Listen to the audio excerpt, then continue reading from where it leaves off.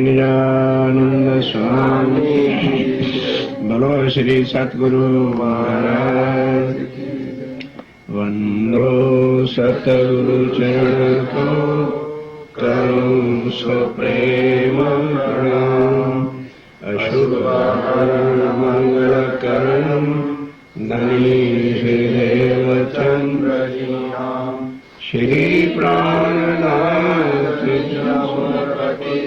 श्री वैराग सुनाम।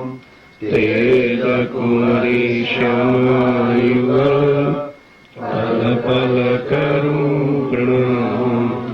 पल पल करूं हमारो श्रीमती के साथ जी भया चर्चा कावट। अब तुम सुनियो चित्त दे लाल आगे आए बैठे न तखत लाल आगे। हृदय आद नारायण के वेद जिनको श्वास ग्रंथ सबों की उत्पन्न वाणी वेद व्यास। वाणी वेद व्यास। प्राणों के आधार आत्म संबंधी श्री सुंदर साथ जी बेहद वाणी की कल 22-23 चुपाई हुई। कल की चुपाई दोहराई है कि वेदों की उत्पत्ति कहाँ से हुई। आदि नारायण महाविष्णु भगवान जो इस सृष्टि के सर्वशक्तिमान परमात्मा है, उनकी श्वासों से जैसे ही वो चितवन में बैठते थे तो ये वेदों की उत्पत्ति हुई। फिर उनकी श्वासों से ब्रह्मा जी ने उन चारों वेदों को कैचअप किया और आज भी ब्रह्मा जी के चारों मुख चारों वेदों का उच्चारण करते हैं। फिर चार वेद इतने कठिन कुछ संस्कृत के थे कि आम जनता या ऋषि मुनि भी नहीं समझ पाए, तो 6 ऋषियों ने मिलकर चारों वेदों का सार निकाला और उसके जो है 6 दर्शन या 6 शास्त्र कहो बने। अब उसके अंदर भी कल भी बताया था, पहला न्यायिक शास्त्र है, वो क्या कहता है? ओम। ओ आ मा यानी माया ईश्वर जीव अविनाशी हैं और उनका ठिकाना ईश्वर का कहाँ है?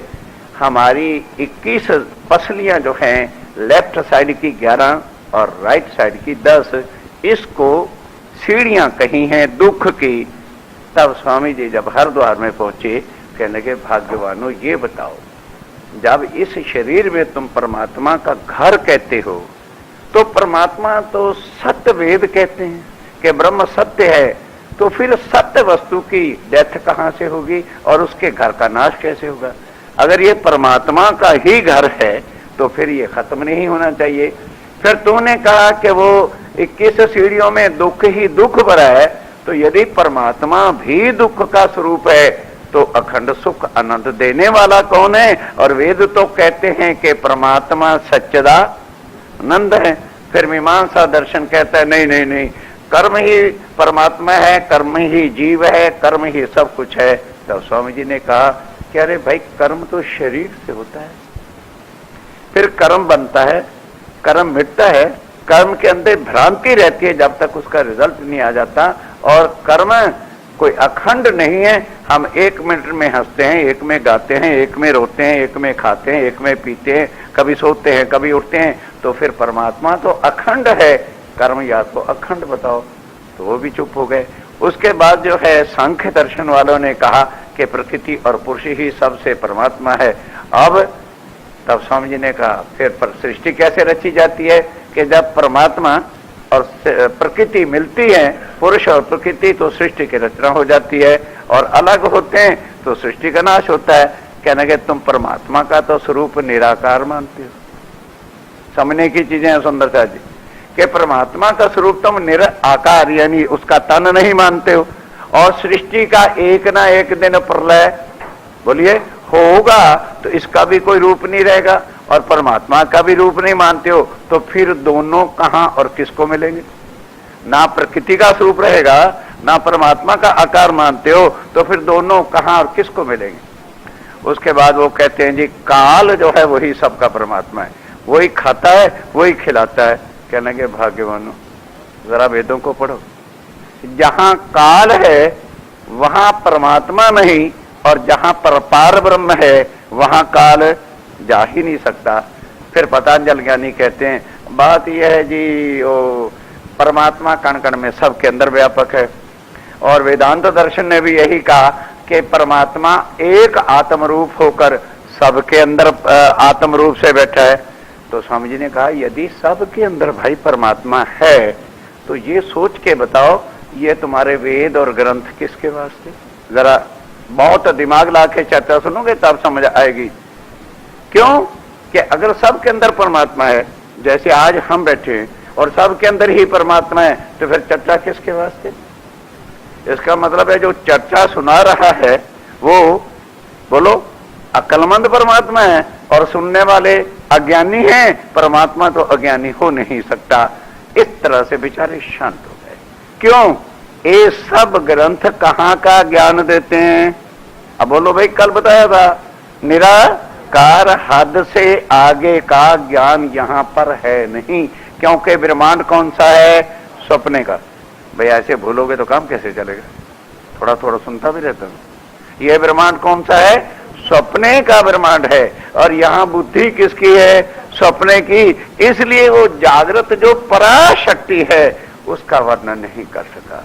अब आइए श्रीमद् भागवत का महत्व क्या है कि जो बातें 18 पुराणों में नहीं, 17 में, और जो बातें 6 शास्त्रों में नहीं, और जो बातें वेद में नहीं है, वो वेद व्यास को उस अक्षरातीत पार ब्रह्म ने अपने हुक्म से कहलवाया। जैसे राजा परीक्षित ने प्रश्न किया जी वो अखंड नित्य वृंदावन कहा है, प्रश्न ना करना उन्होंने पहले कह दिया था बीच में जब चर्चा हो रही होगी। जब प्रश्न कर ही दिया तो परीक्षित ने राजा व्यास ने क्या उत्तर दिया कि बस परीक्षित तूने अपना भी सब कुछ खो दिया और मेरा भी खो दिया। अब ये तू सोच रहा था कि मैं कह रहा था ना, तू राजा मैं योगी भया और कहने वाला उठ के गया। वो तो मेरे अंदर कोई शक्ति थी जो कह रही थी, तूने टोक दिया, शक्ति चली गई। तो अब स्वामी जी कहते हैं सुंदर साथी जी, जिस चीज को व्यास वर्णन नहीं कर सका, यदि हम भी आज उसको खोल के नहीं बताएंगे तो सुंदर साथ के संशय किस तरह से मिटेंगे। अब जो चीज संसार के ग्रंथों में नहीं कही वो ज्ञान थोड़ा सा अखंड गौलोक का परे का, कहां का? बेहद का। रात थोड़ी सी बात आ गई थी बेहद की और पार की। पार ब्रह्म अक्षातीत की राज की जो बाउंड्री है वो कहां से शुरू होती है? बेहद की भूमिका से। निराकार के पार जो है वहां नूर तत्व है और वहां से पार ब्रह्म का राज्य शुरू हो जाता है। तो उस पार ब्रह्म के बहुत समझने की बातें हैं सुंदर साथ जी। उनके वास्ते सत्य की लीला या आनंद की लीला दो नहीं है, एक उनका सत्ता का राइट हैंड है और एक आनंद का बोलो बाया अंग श्यामा महारानी। हम क्योंकि बाएं अंग श्यामा जी के आनंद अंग के स्वरूप हैं, इसलिए हमें वो दो चीजें लगती हैं, पर स्वरूप एक और लीला। इस वास्ते जो है वहां से लेके परम धाम तक क्या है? बेहद है। लेकिन उसके बाद जहां निज घर का सवाल आएगा तो वहां अक्षर तक है, हद पार, बेहद पार और अक्षर पार्वतन की जब बात आएगी तब केवल ब्रह्म सृष्टि जो आत्माएं परम धाम के उनकी बात आएगी। और जहां खाली बेहद की बाउंड्री का वाल आ जाएगा बेहद के साथ ही, तो पार ब्रह्म अक्षरातीत के वास्ते अक्षर की आत्माएं भी बेहद की हैं और अक्षरातीत की भी सारी बाउंड्री राज्य है। अब राष्ट्रपति का जो भवन है वो केवल दिल्ली में है, लेकिन राज कलकत्ते में है कि नहीं है? ये बात है। इसलिए जहां उनकी निज आनंद की स्वलीला द्वैत है वो अक्षर से पार है, लेकिन बेहद की जो बाउंड्री आएगी वो योग माया के ब्रह्मांड से लेकर परम धाम तक सब बेहद है। अब उसके बाद जो निज घर की बात आएगी तो अक्षर तक खत्म हो जाएगा। हद पार और बेहद पार की जब डेफिनेशन आएगी तो दो करना पड़ेगा, नहीं तो एक ही करना पड़ेगा, क्योंकि वो भी राजिम राय के सत अंग की ही सुरताएं ईश्वरी सृष्टि हैं। अब ये भेद भागवत में नहीं खुले। तो स्वामी जी कहते हैं अगर मैं भी इस बातों को अक्षातीत पार ब्रह्म बुद्ध निष्कलंक अवतार जो दुनिया में लिखा था, तो कहते हैं अब अगर ये बात संशय जितने भी ग्रंथों के बाकी हैं वो हम नहीं खोलेंगे तो दुनिया के संशय कैसे मिटेंगे और परमधाम की आत्मा किस तरह से पहचानेगी कि ये मिथ्या शरीर फकत हमें देखने के वास्ते मिला है। सांस खत्म के बाद ना शरीर होगा ना शरीर के सगे सनम। ये है नींद, ये है भुलवनी, ये है माया कि हम इसको अखंड समझ बैठे हैं और अपने रिश्तेदारों की चिंता में 24 घंटे हैं। लेकिन जो सच्चिदानंद पार ब्रह्म है उसके लिए क्या कह देते हैं, यार किसने देखा है, मरेंगे तब देखेंगे। मरोगे तो क्या देखोगे, यम के, बोलो मरेंगे तो सामने क्या आएगा, पार ब्रह्म नहीं आएगा भाई, क्योंकि सारी उम्र हम कर्मकांड में जब लगे रह गए तो उसकी करने का हिसाब लेने वाले यम के दूत आएंगे। फिर उस समय ना पार ब्रह्म की शुद्ध होगी और ना आत्म की शुद्ध होगी। अगर उसको देखना है और पहले अपने को देखना है तो फिर अब समय, अब अपने को भी देख लो और पार ब्रह्म की भी पहचान कर लो। जब तक सांस है और सांस खत्म हुआ फिर कुछ नहीं। अब समझिए सारी बात को, आगे चलें। तामे फल श्रीमद् भागवत, ये विशेषता सारे ग्रंथों से, क्योंकि श्रीमद् भागवत ने हद से पार बेहद गौलोक का वर्णन किया, इसलिए उसको श्रेष्ठ कहा। कि वेद शास्त्र पुराण बाकी कोई भी ग्रंथ निराकार से आगे कहते हैं कि परमात्मा है, लेकिन भेद नहीं किसी ने खोल के बताया, लीला नहीं खोल के बताई। श्रीमद् भागवत के 10वें स्कंद में और 35वें अध्याय तक तो बाल लीला है 11 साल 52 दिन की, और 5 अध्याय में रास की गोकुल की अखंड लीला जो यहां प्रतिबिंब हुई थी। और है कहां पर, गौ या नहीं, लोग जाते हैं मरथा वृंदावन में जाया कर, लेकिन यहां जाने से कुछ प्राप्त होने वाला नहीं, क्योंकि ये 14 लोक के अंदर है और महाप्रलय में 14 लोक नाश हो। इस वास्ते ये चीज जो संशय की रह गई थी, तो स्वामी जी कहते हैं अब हम तो संशय खोल के बताएंगे। अब ध्यान के साथ सुनिए। इसलिए जो चीज वेदों में नहीं, शास्त्रों में नहीं, गीता में नहीं, वो किस में है, श्रीमद् भागवत के अंदर। क्यों, वो उन्होंने हद से पार के अखंड गौलोक की जो शक्ति का जहां लीला अखंड है वहां का थोड़ा वर्णन किया है। तामे फल श्री भागवत सुख जी मुख भाख, वो किसके मुख की वाणी है, सुखदेव मुनि जी का 18वां ग्रंथ है। 17 ग्रंथ तक उनको भी शांति प्राप्त नहीं हुई। और भी नाम कहते कहूं इंदवानी अलेखे। अब ध्यान देना, स्वामी जी कहते हैं श्रीमद् भागवत के बाद किसी और ग्रंथों का नाम लेने की अब जरूरत नहीं, क्योंकि इस इंड में ने दुनिया ब्रह्मांड में हजारों ग्रंथ हैं, वेद हैं, शास्त्र हैं, पुराण हैं और कई चीजें हैं ज्ञान वाली, लेकिन कोई भी निराकार से, बोलो बोलो, आगे का ज्ञान उठाइए। वेद निराकार से आगे कोई भी वर्णन नहीं।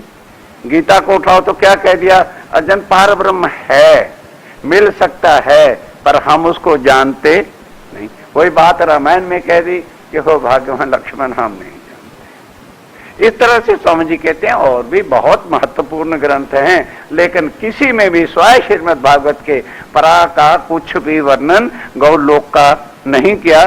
सारे ग्रंथ यहाँ का ही वर्णन करते हैं। सब ध्यान देना।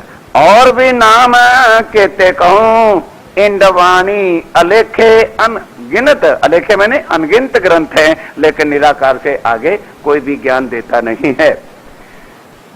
सब साख देवे बेहद की, और सब ग्रंथ गुहाइयां किसकी देते हैं कि परमात्मा निराकार से आगे है। और वही बात गीता में भी कही, अर्जुन जब तक पराशक्ति, दूसरा अध्याय पढ़ के देखिए कि अर्जुन दो शक्तियां होती हैं, एक परा और एक अपरा।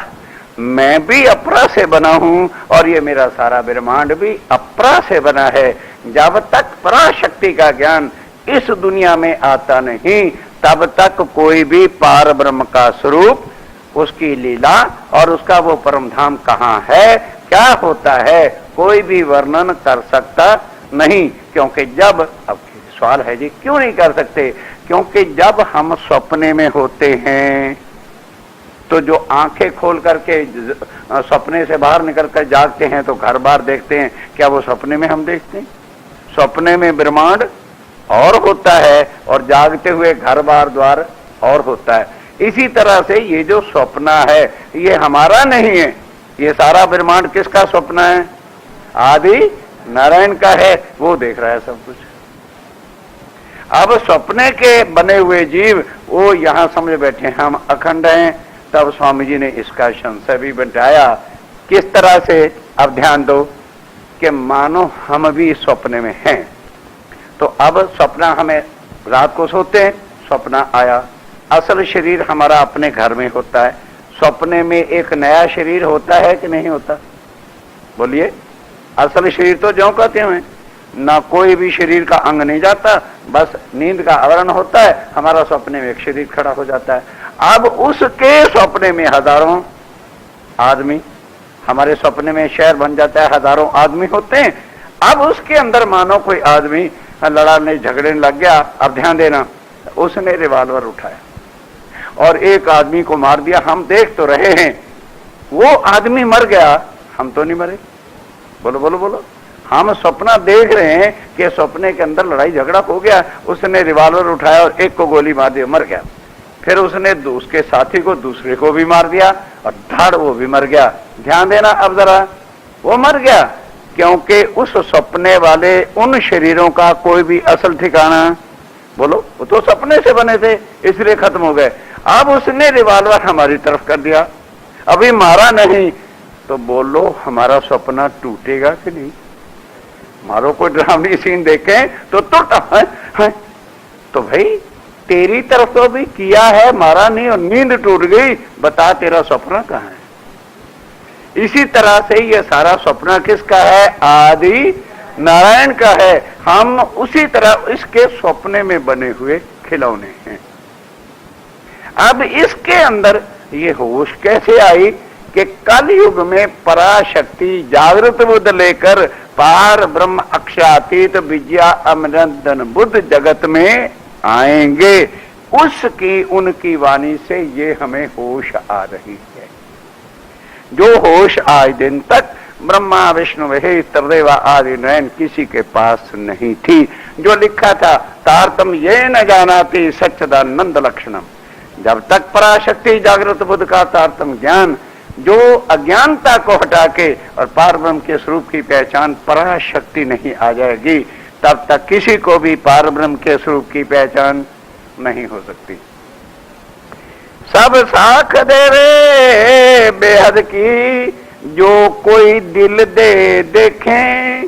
स्वामी जी कहते हैं, ऐ दुनिया वालों, यदि दिल से आप गीता को पढ़ें, होश से भागवत को पढ़ें, होश से रामायण को पढ़ें, होश से वेद को पढ़ें, तो सारे गुहाइयां किसकी दे रहे हैं? ब्रह्म सत्य जगत मिथ्या, कि सच्चिदानंद स्वरूपार ब्रह्म जो है वो मिथ्या जगत से अलग है। लेकिन आगे पूछा जाए तो फिर क्या कहते हैं जी? अगम जान के निगम कहावे और नेति ग्वाही देते हैं, लेकिन क्या कहते हैं जी? हम जानते नहीं क्योंकि यहाँ है। स्वामी जी कहते हैं, अगर कोई दिल देके बैठ के सोच के विचारे तो तुम्हारी आत्मा साक्षी देगी, हमारे ग्रंथ गलत नहीं। लेकिन अपरा का जब तक ज्ञान आया नहीं था, ये है सबसे बड़ी विशेषता कलयुग की और सबसे बड़ी विशेषता श्री प्राणनाथ जी के आने के प्रमाण की। सब साख देवे बेहद की, जो कोई दिल दे देखे। ए वाणी ए वाटड़ी कबहू ना जाहिर। कौन सी वाणी? ये। और ये रास्ता बेहद के पार का, वाटड़ी में नहीं, रास्ता आज दिन तक दुनिया में जाहिर नहीं हुआ कि वाणी मेरे प्यू की न्यारी। ये वाणी संसार में नहीं आई। और ये रास्ता कौन सा है? नवदा प्रकार की भक्ति से नहीं। जो साकार की यहाँ पूजा करते हैं वो नवदा प्रकार की भक्ति से, दास भक्ति, वात्सल्य भक्ति, भजन भक्ति, कीर्तन भक्ति और सेवा भक्ति इत्यादि से करते हैं, जो बाई बॉडी होता है। और जो निराकार के अष्टांग योग से सेवा करते हैं या ध्यान धरते हैं, योग साधनाएं करते हैं, स्वाध्याय करते हैं, वो अठांग योग की होती है, उसको निराकार की भक्ति कहते हैं। ये दोनों भक्तियां निराकार निरंजन से आगे ले जाती नहीं। अब परे चलना है तो परे ले जाने वाला ज्ञान ही नहीं था और ना ही यहाँ आत्माएं उतरी थी, तो फिर कौन लेके जाता? स्वामी जी कहते हैं ये वाणी और ये ज्ञान और भव से पार होने का रास्ता आज दिन तक किसी युग में भी ना आया था और ना इसके बाद कभी आएगा। ए वाणी ए वाटड़ी कबहू ना जाहिर, धनी ब्रह्मांड के खोजिया। ध्यान दो, इस ब्रह्मांड के धनी कौन?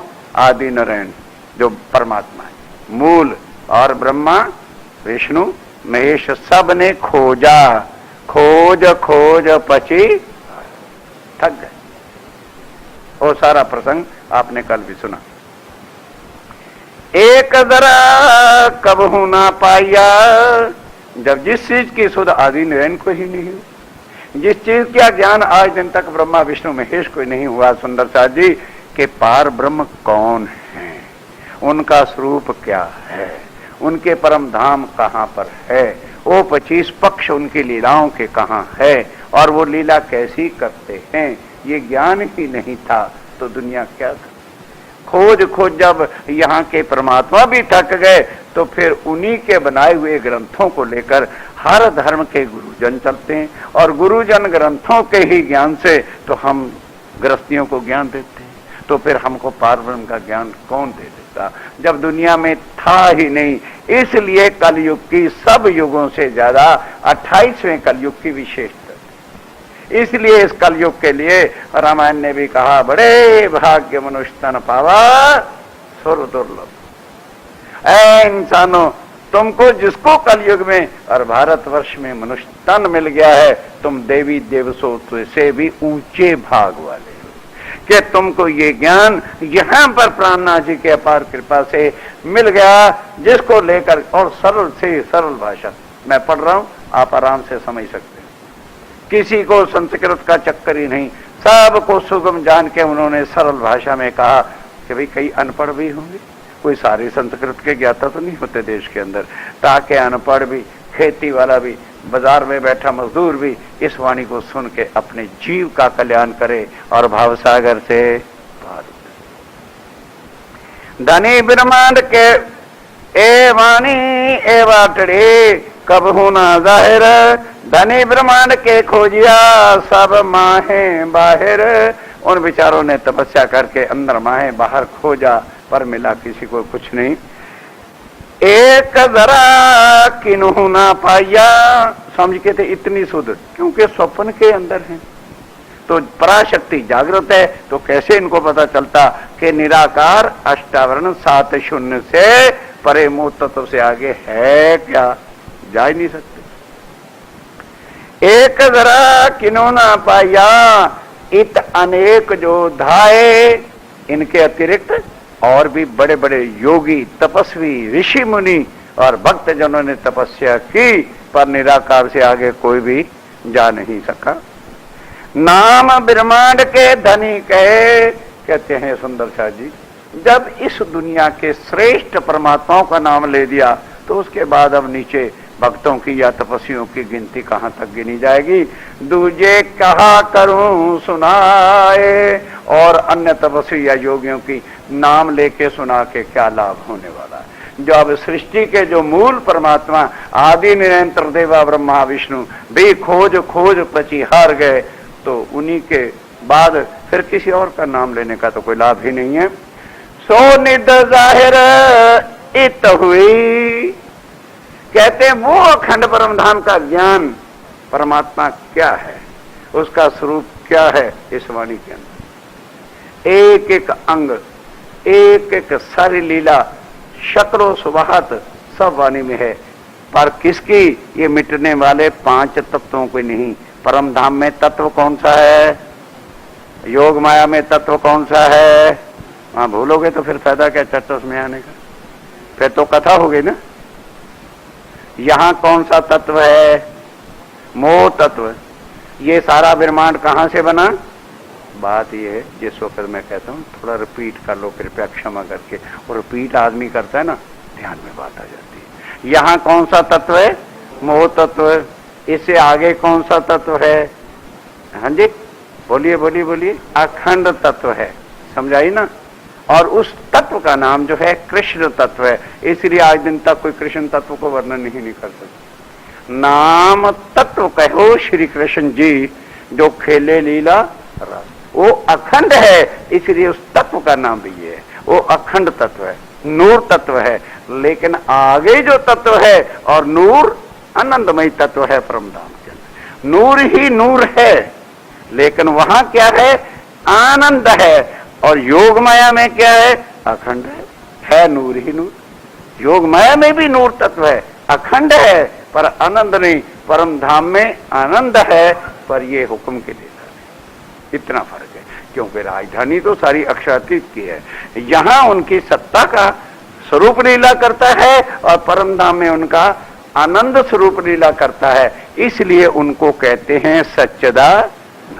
और फिर उनकी क्या लीलाएं हैं, वो सब वाणी में सागर और श्रृंगार पढ़ो। तो स्वामी जी कहते हैं ये चीज जो है सुंदरता जी सारे ग्रंथों में खोजो, कोई नहीं बता सकता परमात्मा का स्वरूप। परमात्मा के स्वरूप की बात तो बहुत दूर की बात है। उनको कहो जी तुम कहते हो आत्मचिंतन करो, आत्मचिंतन करो, आत्मा का स्वरूप क्या है? जैसे आज हमारा ये स्वरूप है, ये लिए बैठे हैं ना, इसका असल स्वरूप बोलो कहाँ है? इसी तरह से आत्मा यहां है और उसका असल स्वरूप कहां है? सुंदर शाह जी क्या हो गया है? मूल मिलावे में पर आत्म जो है वो असल स्वरूप है। तो जब तक कोई पर आत्म को नहीं पहचानेगा तो आत्मा का स्वरूप क्या बताएगा? अब पर आत्म का स्वरूप कौन बताए? जो राज्य महाराज है, जिनके चरणों में हमारे पर आत्म तन बैठे हुए हैं। इसलिए स्वामी जी कहते हैं ये भेद, ये वाणी परम धाम की, ये योग माया से परे निराकार का ज्ञान जो है आज दिन तक आया ही कहीं नहीं। और वो धन धन भारत खंड, और भारत खंड के अंदर रहने वालों धन धम नसीब तुम्हारा है। किन के कारण से? कि आत्माएं यहां उतरी और उनके खातिर पार ब्रह्म को भी साथ आना पड़ा, क्योंकि आत्म एव परमात्मा। ये है सारी बात। अब यहां पर जीव सृष्टि भी है, और यहां पर ईश्वरी सृष्टि भी है, और यहां पर ब्रह्म सृष्टि भी है। जीव सृष्टि कर्म कांड से ही चलेगी, भक्ति मार्ग से चलेगी, और ईश्वरी सृष्टि जो है वो ब्रह्म सृष्टि की सोबत से पार ब्रह्मक्षातीत के स्वरूप की भक्ति भाव भजन सुमरन में लगेगी, वो भक्ति से वहां पहुंचेगी। और जो ब्रह्म सृष्टि है वो अपने धनी के साथ प्रेम सेवाए वालों प्रगट कीधा आवाज। एक अपनी आत्म का प्रेम, जैसे अनन्य प्रेम लक्षणा भक्ति, शादी हो जाती है लड़के और लड़की की, तो लड़की माँ बाप का सब कुछ छोड़कर पति पर तन मन धन से कुर्बान सेवा में रहती है। तो आत्माएं अपने तन मन धन से उस धनी को अपनी आत्म का धनी मानकर उनके ध्यान में रहेंगी, और वो भाव भक्ति से ईश्वर सृष्टि लेगी, पतिव्रता से नहीं। और जीव सृष्टि केवल उसका स्वरूप लेकर नाम सुमरन से ही भव से पार होगी। एक एक चीज आपको व्याख्या से बता रहा हूं। अब थोड़ा ध्यान तो रखना भाई, आपका फर्ज है। अब ध्यान के साथ क्या जाने, कहां चले गए, हाँ, सो निद जाहिर इत हुई, धन धन ए संसार, ए संसार धन धन है। बाकी कई बार दुनिया बनी, बन के मिट गई, पार ना तो पार ब्रह्म आए, ना आत्माएं आई, और ना ही ये ज्ञान आया। तो कई बेचारा अगर कोई नहीं बैठा हो, कहते आत्मा नहीं आई, हमारे अंदर क्या है, बता चुका हूं, हमारे अंदर क्या है, जीव है। जीव जन्मता और मरता है, आत्मा गर्भ में नहीं जाती, आत्मा तो बाद में आकर के तन में प्रवेश करती है। धन धन खंड भक्त का, धन धन इत नर नार, धन धन भारतवर्ष और धन धन यहाँ के नर, जिनके लिए स्वामी जी ने कहा नर नारी बूढ़ा बालक सब, चाहे जीव सृष्टि है, चाहे ईश्वरी सृष्टि है, और चाहे ब्रह्म सृष्टि, फॉर ऑल, क्योंकि अब वो एक के लिए नहीं है, अब कहां आए, सबके वास्ते आए। इसलिए नर नारी बूढ़ा बालक, जिन इल्म लिया मेरा बूझ, अब जिन्होंने आज दिन तक वाणी मथन नहीं की और बीच में ही छोड़ के चले गए, वो क्या जाने, जिन इल्म लिया मेरा बूझ, कहने जिसने मेरे इल्म के भेद को समझ लिया, इन साहिब करके पूजिया, अर्श का यही गुज, यही मेरी साहिबी है, जो ब्रह्म सृष्टि जानती नहीं। अब मैं यहां हूं तो सिर्फ ब्रह्म सृष्टि के वास्ते नहीं हूं, इसी सृष्टि के वास्ते भी हूं, जीव सृष्टि के वास्ते भी हूं, इसलिए मैं सबका साहिब। तो फिर उन्होंने कहा भी कि राज्य महाराज ने जो ये सब शक्ति मेरे अंदर बिठाई, तो ये ज्ञान जो है वो मुझे जब दिया, रोशनी पार के पार की, रोशनी मैंने ज्ञान, बेहद के पार का जब ज्ञान दिया, तो साहिब नाम धराए, रोशनी पार के पार की दिया, साहिब दई मुझे साहिब नाम धराए। और उसके बाद क्या, दुनिया उसी साफ मुसाफ से, दुनिया मेरी वाणी से ही अखंड हो जाएगी, और ज्ञान के साथ उसके बाद मुझसे कज़ा कराए, सबको 8 विश्तों में मेरे से ही। आप स्वामी जी कहते हैं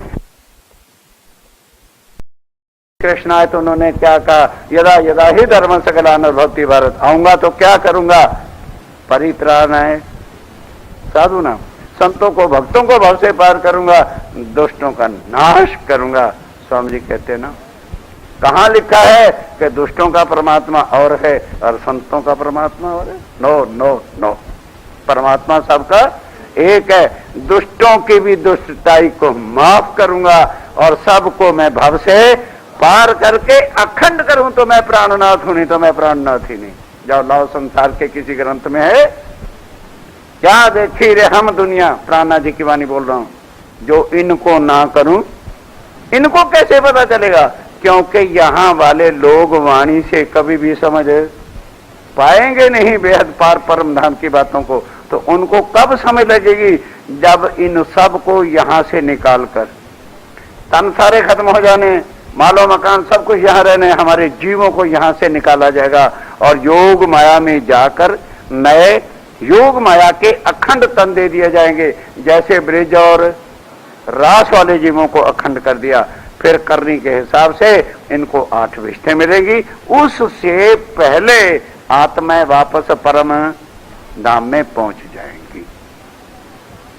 धन धन 5 तत्व, धन धन ए 3 गुण, जो बेचारे तपस्या करते थे कभी अखंड नहीं हुए, ब्रह्मा विष्णु महेश भी अखंड हो जाएंगे, आदि नयन भी अखंड हो जाएगा, सब देवी देवता सब जितने जीव हैं अखंड हो जाएंगे और उनके दर्जों के हिसाब से 8 विष्ठों में रखा जाएगा।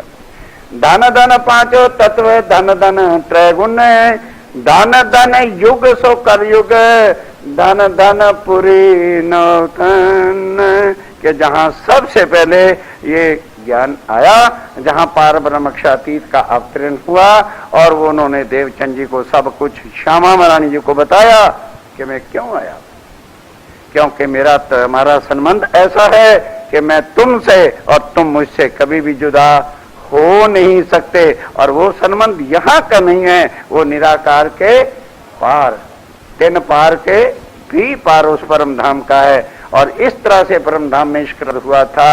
और फिर पहली बार ब्रिजरास में आते, वो अभी आ जाता है सारा प्रसंग। और वो लीला करके हमने अखंड कर दी, तुम्हारी इच्छा पूरी नहीं हुई थी। फिर वापस परम धाम चले गए और वो दो लीला अखंड करी, सिधारे वतन ए ब्रह्मांड तीसरा ले आए, अपन नया ब्रह्मांड बनाया है। अब यहाँ क्या करना है कि अब मैं जागृत बुद्ध परम धाम का ज्ञान लेके आया।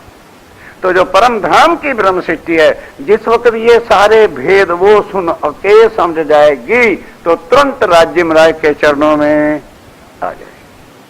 और ये सृष्टि सुनेगी सही, पर उनको इसलिए समझ नहीं आएगी क्योंकि कभी भी पार ब्रह्म का ज्ञान किसी ने ना सुना और ना किसी ने सुनाया। कहेंगे यार ज्ञान तो ठीक है भाई, हमारी समझ में तो आता नहीं, ना राम भगवान का नाम लेते हैं, ना कृष्ण का लेते हैं, ना हनुमान का लेते हैं, पता नहीं क्या प्राणात प्राणात कहते हैं, कौन सा है। अब जो आत्मा परम धाम की है वो सुन के समझ आएंगे ये तो हमारे धाम के धनी की, हमारे घर की सारी बातें हैं, वो तुरंत जागृत हो जाएंगे। इसलिए फिर देखते जी ने कहा धनी अगर ऐसी बात है तो ये सुख दूं ब्रह्मशिष्ट को तो मैं तो सुंदरता जी इस तरह से सिलसिला चला। तो इस संसार में धन धन भरतखंड और धन इस फिर भरतखंड में सबसे पहला कौन धन धन नौतनपुरी, जहां पर यह चीज हुई। अब कहूं लीला प्रथम की, कहते हैं बस अब आ जाओ, अब तुम्हें पहली लीला भी बता देते हैं। कौन सी पहली लीला कहां हुई भाई? अरे क्या हो गया, ब्रिज की। दूसरी लीला कहां हुई? रास की। अब तीसरी लीला देवचंद जी के तन से और चौथी स्वामी जी के तन से। पहली लीला लेते पटक से बोलना चाहिए कि पहली बार कहां हम आए? ब्रिज में आए। अरे भाई इतना तो काफी गुड़गांव सुंदर सा चर्चा सुनता रहता है, फिर ऐसी क्या बिल्कुल चुप करके मत बैठो। पहली लीला कहां हुई? अब उसका बेवरा हमें कैसे तसल्ली हो? अब इसलिए स्वामी जी कहते हैं तुम्हारे सबके संशय मिटाने के लिए, भले आज दिन तक इधर उधर की कोई भी गलत बात बैठी हो, छोड़ दो उसको, तो सीधा रास्ता मिल जाएगा। अगर कहोगे ओ आज दिन, अरे भाई आज दिन तक अज्ञानता रही, नहीं राज्य महाराज ने वाणी जाहिर की तो उसमें किसी का दोष नहीं है। अब उन्होंने देखा कि वाणी जाहिर किए बिना आत्मा जागृत नहीं होंगी, इसलिए अब किया। तो इसलिए इससे तो कोई सच्चा नहीं, क्या कोई बड़ा है, क्या छोटा है, क्या प्रचारक है, क्या कोई भी है। अगर किसी तरह से अब उनको भी उस समय नहीं जार बात हुई तो ये मतलब थोड़ा कि वो झूठे, ना ना ना ना ये बात नहीं। पर वाणी से तो परे की बात कोई भी सच्ची नहीं, जो इसमें है वो ले लो, सीधी बात। अब कहो लीला प्रथम की, सुनियो तुम साथ। कौन सुने? जो पहली लीला में आए हैं वही तो सुन के याद करेगा। अब लीला कहूं प्रथम की, सुनियो तुम साथ। अब ध्यान के साथ सुनिए। जो कबहू कानो ना सुनी, सो पकड़ द्यो हाथ। कि जो अखंड लीला तुमने कभी नहीं सुनी थी, वो मैं तुम्हें यूं पकड़ के दे दूंगा कि तुम्हारे हाथ में है। आज दिन तक कहां की लीला ब्रिज और रास की सुनी? इस मथुरा वृंदावन। भागवत से कहां की बातें सुनते रहे? इस वृंदावन की, इस गोकुल की, इस मथुरा की। इसीलिए सब श्रावण के महीने में इसी को जाते हैं, समझ कहते ना। ये महाप्रलय में फिर अखंड कहां हुआ? उन्हीं भागवत के ही वचनों से लो, भजमन श्री वृंदावन कुंज बिहारी। नित्य नित्य किसको कहते हैं? अखंड। अब अखंड का वर्णन कौन करता? इसलिए स्वामी जी कहते हैं ओ मेरे सुंदर सा जी, तुम्हें कैसे विश्वास आएगा कि पहली बार हमने आकर माया में तन धारण किए और वहां 11 साल और 52 दिन तक लीला को देखा। फिर वो सारे के सारे तन, राधा जी का भी, राज जी ने जो धारण किया था वो भी सब लय हो गए। फिर हमें वहां से निकाला, योग माया में जाके हमें नए अखंड, कौन से तन? अखंड तन दिए, और वो आज भी तन अखंड हैं। रास लीला देखने के बाद हमें राज्य से कहा कि धनी ये भी हमको नहीं भाता, क्योंकि आप हमसे जुदा हो जाते हो, इसलिए हम परम धाम गए। अब ध्यान के साथ सुनिए। अब कहूं लीला प्रथम की, सुनियो तुम साथ, जो कबहू कानो ना सुनी, सो पकड़ देऊं हाथ, धोखा कोई ना राखूं, करूं निसंदेह। के सुंदर शाह जी, तुम्हारा संशय कोई नहीं रखेगा, रखूंगा, क्योंकि जब तक आदमी के संशय नहीं मिटते तब तक दिल में कभी भी यकीन आता ही नहीं, और जब तक यकीन नहीं आएगा, दृढ़ता नहीं आएगी, ईमान नहीं आएगा, तो आगे काम कैसे चलेगा। इसलिए स्वामी जी कहते हैं मैं पहले तुम्हारे सबके संशय मिटाता हूं। क्यों? ये जो मैं वर्णन करूंगा अखंड का, वो आज दिन तक किसी ने वर्णन किया नहीं होगा। भागवत हम सुनते ही रहते थे, सुन भी रहे हैं, लेकिन परे का वर्णन कौन करे। तो इसलिए स्वामी जी कहते हैं संदेह इसलिए मिटाना है कि तुम ये ना समझना कि मैं इस मिथ्या वृंदावन का वर्णन कर रहा हूं जहां भाग भाग के दुनिया जा रही ना, ये 14 लोक के अंदर है, और ये महाप्रलय में लय हो जाना है। अखंड गोकुल और अखंड जो रास है वृंदावन, वो योग माया में सबलिक ब्रह्म में है। अब उसको समझा रहे हैं। धोखा कोई ना रखूं, करूं निसंदेह, मुक्त होत सचराचर, आयो वतनी में, कि मैं वतन की अखंड वाणी लेके आया हूं, जिससे सारा ब्रह्मांड चर अचर सब भावसागर से पार, इस वाणी से, इस वाणी की शक्ति से, इस जागृत बुद्ध के ज्ञान से सारे ब्रह्मांड को भवसागर से पार होगा। धन गोकुल जमुना तट, अखंड का वर्णन शुरू हो गया। धन गोकुल जमुना तट, धन धन ओ ब्रजवासी, 11 बरस लीला करी। कहां? पहले काल माया के ब्रह्मांड में, फिर करी अविनाशी, फिर वो लीला अक्षय ब्रह्म के मांग करने पर क्या कर दिया, जीवों को निकाल के भवसागर से पार। अखंड आज भी गौ लोक में वो ब्रिज की लीला हो रही, लेकिन महाराज जी नहीं, श्यामा जी नहीं है। वहां कौन है ब्रिज में? वो पहले विष्णु भगवान जिन्होंने मथुरा में जन्म लिया था, गोकुल में पहुंचा दिए गए थे। अब एक एक भेद बहुत खुलासे से सुंदरता जी आपके सामने आ रहा है। फिर राज्य और अक्षर की आत्म ने, अक्षर की आत्म ले धनी को आवेश नंदघर की ओर प्रवेश, पर उस समय तारतम्य नहीं था, हम नहीं समझ पाए, और कन्हैया कन्हैया बालाजी करते रहे, पर ये नहीं समझा कि तन से संबंध नहीं। 11 साल के बाद उनको ऐसी ऐसी ऊट पटांग बातें कह दी, तुम निर्लज्ज हो, तुम बेशर्म हो, ये है वो है। तब राज्य महाराज निकाला हमें वहां से, फिर कहां ले गए? योग माया के ब्रह्मांड में। वो तन, वो सामग्री सब काल माया खत्म हो गई, और ये ब्रिज, गोकुल और मथुरा, बस ये तीनों अखंड कर दिए। और वहां कृष्ण कौन बने? विष्णु भगवान, जो आज क्या है? बाल मुकुंद। क्यों? 11 साल 52 दिन तक के स्वरूप तक राज्य ने लीला की थी, तो विष्णु भगवान को उसी स्वरूप में ही वहां खंड कर दिया। जीवों के साथ लीला कौन करेगा? भाई ये तो काम गड़बड़ है।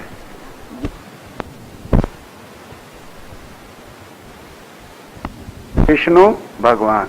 ईश्वर सृष्टि के साथ लीला कौन करेगा? अक्षर ब्रह्म। अब जो अखंड हुए हैं वो कौन हुआ है? जीव अखंड हुए हैं। आत्मा तो पहले ही रास में है, तो अब उनके रास से, यही अक्षर ने कहा था धनी, अब कृष्ण कौन बने? पहली बार तो हम और आप गोकुल और ब्रिज में थे, अब किसको यहां बताऊं? उन्होंने का फिक्र न कर, विष्णु भगवान को वायदा कर रखा है, उस विष्णु भगवान को अखंड कर, तभी तो लीला होगी, नहीं तो लीला कैसे होगी? फिर ब्रह्मा भी अखंड हुए, शंकर भी अखंड हुए। क्यों? ब्रह्मा के बिना 11 साल 52 दिन की लीला कैसे होगी? कौन 5 साल की लीला? लीला पूरी करनी है तो ब्रह्मा की जरूरत है कि नहीं? भाई ब्रिज की लीला में ब्रह्मा 5 साल में आए थे कि नहीं? कोट यतन ब्रह्मा करता के, अब उसको अखंड नहीं करते तो वहां लीला कैसे अखंड होगी? ब्रह्मा भी अखंड हो गया, उसके बाद असल कंस भी अखंड हो गया। कैसे घासर बघासर की लीला करोगे जब मथुरा करोगे? तो बिल्कुल जो समय जीव थे, चाहे पापी थे चाहे कोई भी था, खत्म, सबका माफ हो गया यहीं पर, और वहां आज अखंड है, और वो लीला अखंड है। 11 बरस लीला करी करी अविनाशी। वो लीला लीला ब्रह्मांड नहीं, लीला अखंड कर दी, आज भी हो रही है। अब जब व्यास जी ने वर्णन किया शायद हो जाता, पर बीच में राजा परीक्षित ने रोक दिया, अधूरी रहेगी बात। ये बात है। 14 लोक सुपन के साथ आया देखन।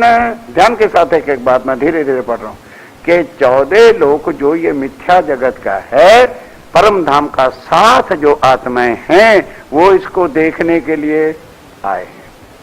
मुक्त दे पीछे फिरे सदा शिव चेतन। अब यहाँ के जो गोकुल मथुरा के जीव थे, इनको मुक्ति कहाँ मिली? सबलिक ब्रह्म में सदाशिव चेतन के अंदर। और ब्रह्मांड योग माया का, अब योग माया के ब्रह्मांड का वर्णन हो रहा है। पहले वाले ब्रह्मांड का खत्म, ब्रह्मांड का लय कर दिया, 5 तत्व का लय कर दिया, लेकिन ब्रिज गोकुल और मथुरा के जीव सब उठा के कहां खंड कर दिए? सदाशिव चेतन कह लो, सबलिक ब्रह्म कह लो, अक्षर के चित्त में कह लो। ये खेल करे श्रीराज सो। आइए अपनी भ्रांतियां मिटाइए सुंदर सा जी इस बारी। ये वाणी किसी व्यक्ति की नहीं। हम आए दिन, मैं कोई आपसे पीछे नहीं था। आज से 3 साल की मेरी कैसेटें पहले सुनो। 6 दिन तक कृष्ण लीला के बिना हम कुछ कहते ही नहीं थे। लेकिन जब राज्य में राय ने निज बुद्धि वाणी का मथन हुआ, अब सुध आई कि रास में हम किसके साथ खेल रहे थे? ध्यान के साथ। खेल करें श्री राज सो साथ सकल उल्लास।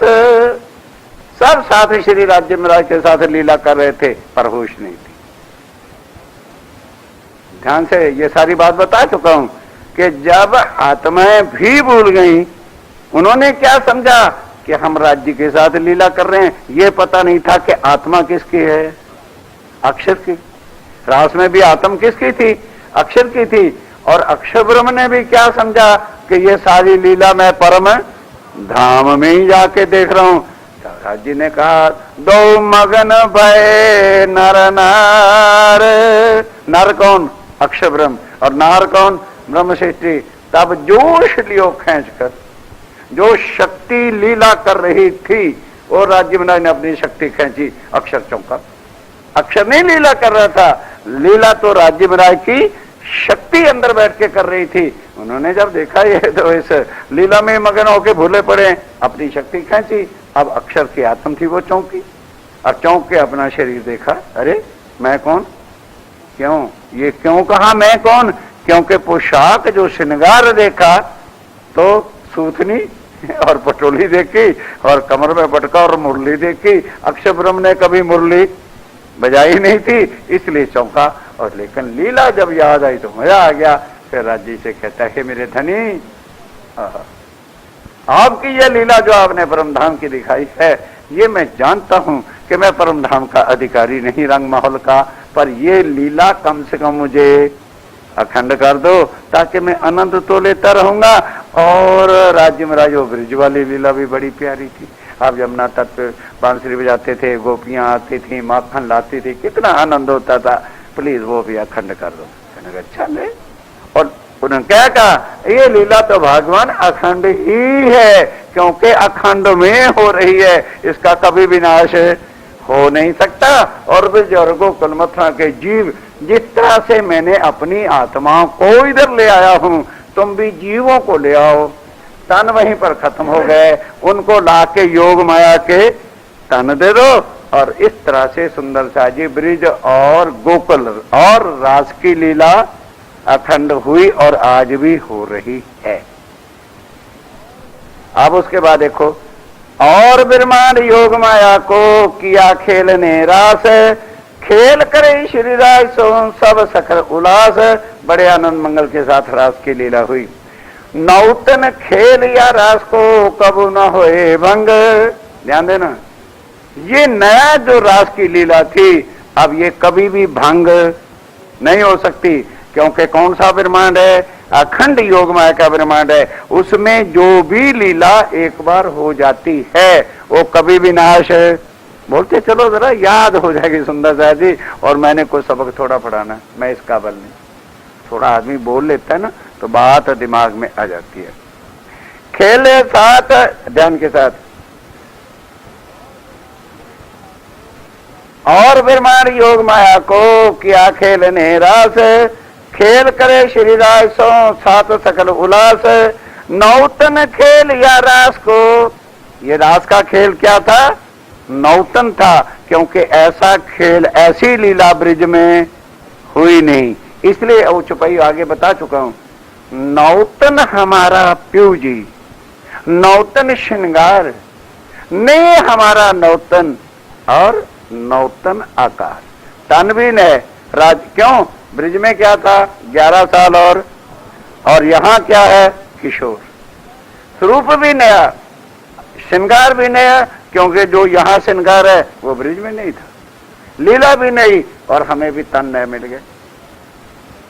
खेले साथ सपन में योग माया के रंग, खेला तो योग माया में, लेकिन सपने की तरह से वो भूल ही गए हम कौन है, आत्मा किसकी है, और हम देख कहां रहे हैं।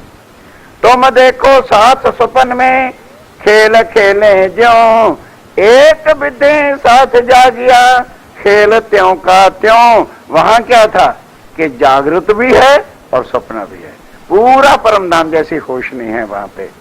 ए ब्रह्मांड, अब ये ब्रह्मांड ए ब्रह्मांड तीसरा हुआ उत्पन्न, ये फिर नया बना।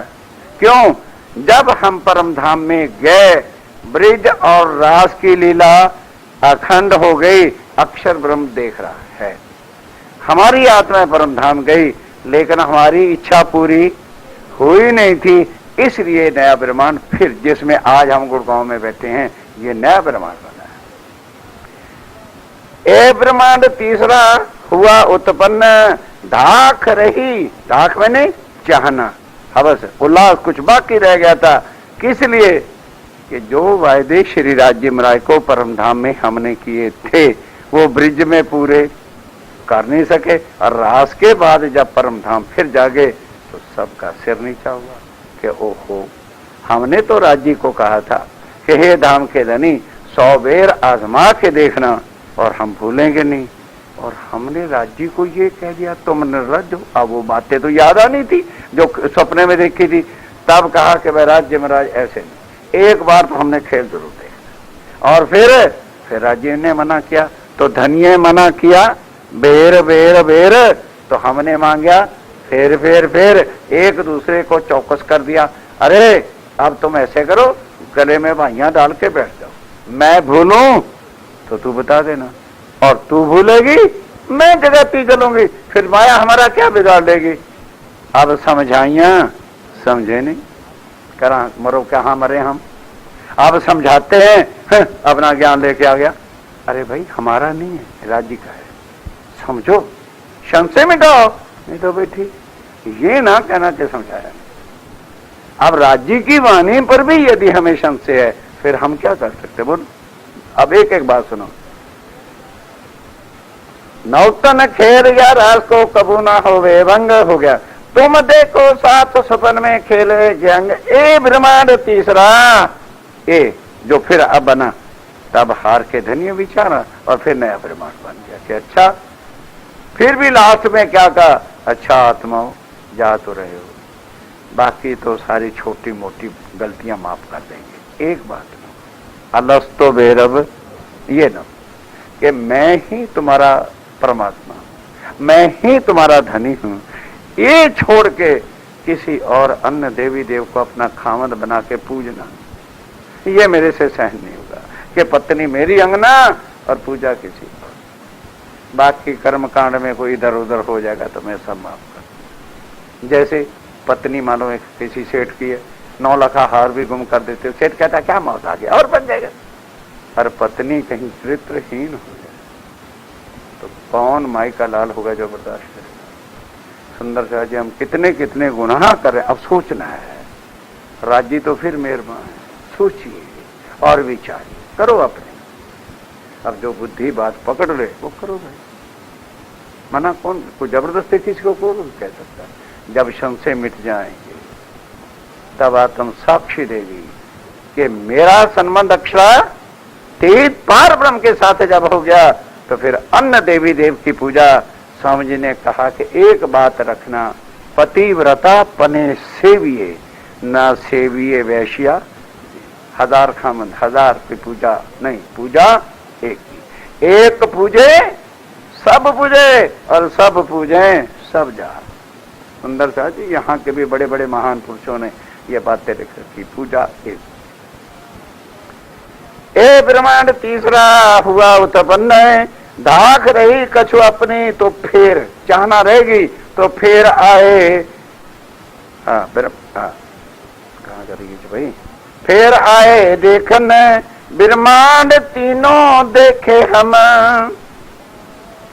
खेल बिना हिसाब के तीनों ब्रह्मांड का जो खेल है ये बिना हिसाब है।